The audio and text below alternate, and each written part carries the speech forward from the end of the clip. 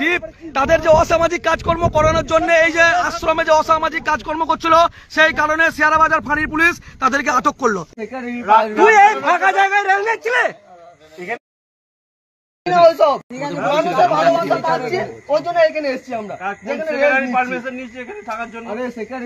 তুই এই ফাঁকা জায়গায় রেল নিচ্ছিলে? কোথায় বাড়ি, কোথায় কোথায় আপনার কাকে আমরা বলেছি রাস্তায় রেল নেবো না, আপনার বাড়িতে রেল নেবো? এটা কে? আমি দীপ ভাই। নমস্কার, আপনারা এতক্ষণ দেখছেন কৃষক সেতু নিউজ বাংলা।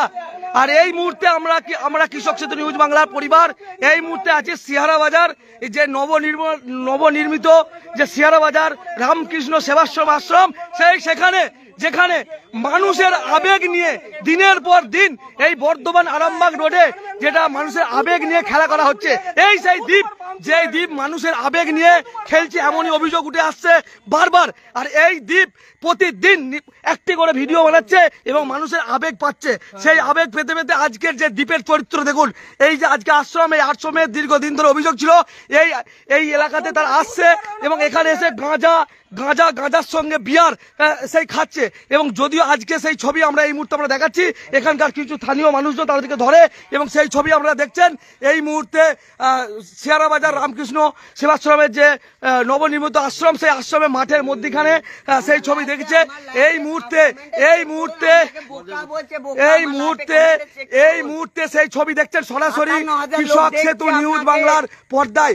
আর এই সেই দীপ ভাই, যে দীপ ভাইকে সত্যি একটা আবেগ নিয়ে বাড়ি থেকে বেরিয়েছিল, মহাদেবের আবেগ নিয়ে খেলা করছে, সেই দীপ ভাইকে দেখছি, এই দীপ ভাইকে আমরা দেখছি এই মুহূর্তে আপনাদেরকে দেখাবো, বিয়ারের বোতল তারা যেখানে বসেছিল সেই জায়গায় বিয়ারের বোতলের ছবি দেখছেন সেই ছবি। আর এই মুহূর্তে সেই ছবি দেখছেন সরাসরি আমরা দেখাচ্ছি বহুদিন ধরে। আমরা প্রমাণটা চাই যে কি নেশা করছি আর কি কারণে হঠাৎ এসে আমাদেরকে এরকম ভাবে ব্যবহার। ভাই এত রাত্রিরে মাঠের মধ্যখানে কি করছো ভাই? এত রাত্রিরে রাস্তার মধ্যে থাকতে চাই, তবে মানুষ কেন এরকম বলবে আমরা সেটা জানতে চাই।